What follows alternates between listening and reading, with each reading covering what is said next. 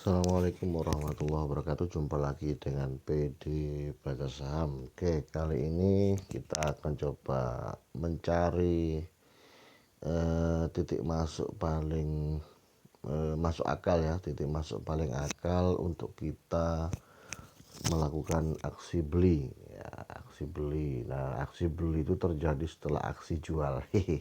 Ya, jadi habis sell terus kemudian kalau misalnya pakai stokastik atau pakai RSI sudah oversold.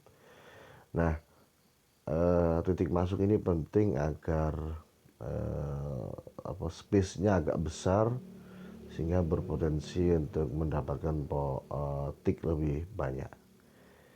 Itu. Nah, arus berpikir ini adalah arus berpikir seorang investor ya, investing paling tidak itu, atau kalau minimal ya swing trader. Swing trader untuk 1-2 hari atau bukan bahkan mungkin 1 minggu. Nah, itu ya. Kalau untuk yang scalper, dengarkan saja, hanya sebatas informasi tambahan. Oke, kita langsung buka foto dulu ya, nanti baru kemudian kita belajar chartnya. Saya menggunakan MACD teman-teman. MACD ini apabila terjadi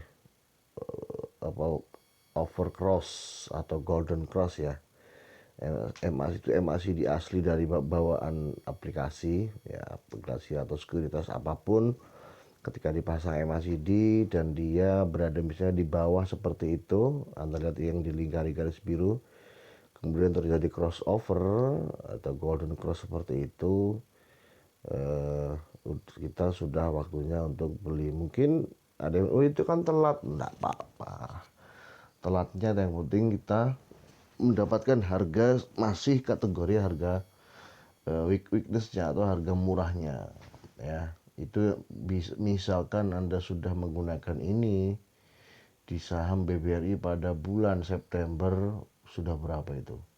Dari misalnya kita dapatnya harga 3.600 ya, kalau konfirmasi atau kalau enggak setidak-tidaknya di harga 3.700 misal begitu, kita sudah mendapatkan harga cukup murah, kemudian dibawa harganya sampai ke setidak-tidaknya 4.400.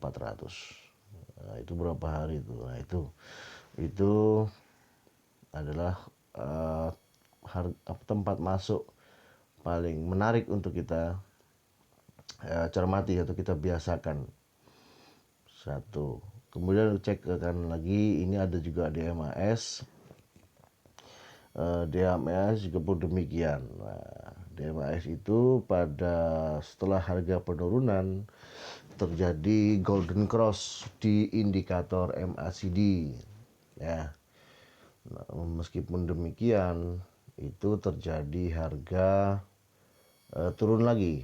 Misalnya itu golden cross-nya di harga 190, tapi ternyata DMAS dikerek ke bawah dulu untuk ke menuju 184.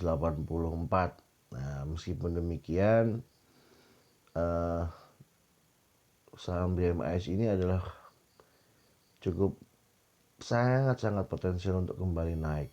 Kalau kemarin di video sebelumnya saya berbicara tentang menutup gap itu yang di 212 itu, ini adalah berbicara tentang menggunakan atau memanfaatkan MACD ya, aplikasi bawaan dari semua sekuritas. Nah, terkait dengan DMAS tentang yang penurunan harga itu biasanya kerjaannya para market maker yang tidak ingin retail itu ikut ketika harga naik. Nah, kalau harga sudah naik baru retail dipersilahkan ikut. Begitu loh teman-teman ya. Nah, karena ini DMAS adalah salah satu perusahaan yang secara fundamental bagus. Semakin turun, maka orang yang sudah paham dengan fundamental, dia akan semakin senang, bukan semakin cemas ataupun khawatir. Oke, berikutnya kita lihat MLPL. Nah, di MLPL pun demikian. Setelah terjadi penurunan cukup dalam, MLPL ini juga terjadi golden cross. Ya, golden cross di indikator MACD Anda bisa perhatikan. Itu settingannya seperti itu, tidak saya setting ya, tidak saya setting sama sekali. Dan ini menjadi lagi-lagi menjadi tempat masuk asik untuk kita cermati. Kapan ngelepasin ngelepasin harga atau distribusi harga, tentu adalah ketika terjadi golden cross lagi, atau apa ya bahasanya. Kalau terjadi silang lagi di MACD di bagian atau birunya ke bawah, nah itu kan. Itu kan awalnya birunya di atas tuh. Nah kalau dia berbalik arah, nah kita sudah mulai lepas saja, nggak usah ditahan-tahan lagi ya. Berapapun keuntungannya, kita harus belajar bersyukur. Nah coba kita cek di mana ya, di chartnya langsung. Saya menggunakan chartnya Stockbit ya.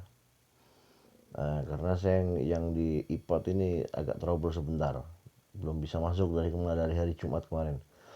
Nah ini MLPL saya tadi pakai chartnya, pada malam hari bisa dibuka. Nah ini, nah, aktualnya seperti ini.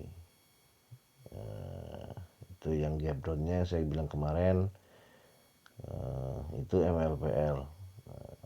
Udah, kira-kira itu ya. Itu adalah poin penting untuk kita belajar membaca peluang masuk paling menarik.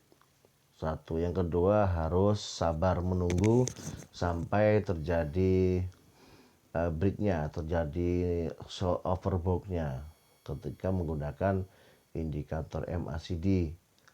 Nah yang ketiga, kalaupun sudah itu seperti gambar ini, MLPL itu ketika sudah birunya naik di MACD, ketika harga turun lagi tidak perlu panik. Karena apa? Semakin turunnya harga di saham-saham yang fundamentalnya keren, maka kita semakin senang. Logika yang pernah saya bilang, kalau kita berani beli harga rokok Sampurna Mil di harga 30.000, maka kita sangat berani kalau ada rokok Sampurna Mil harganya 15.000. Betul? Yang buat rokok tahu ya. Itu saja, mudah-mudahan channel ini bermanfaat. Kalau bermanfaat silahkan di subscribe dan kirim ke kolom komentar sebagai ilmu tambahan dan seterusnya. Kurang lebihnya mohon maaf. Assalamualaikum warahmatullahi wabarakatuh.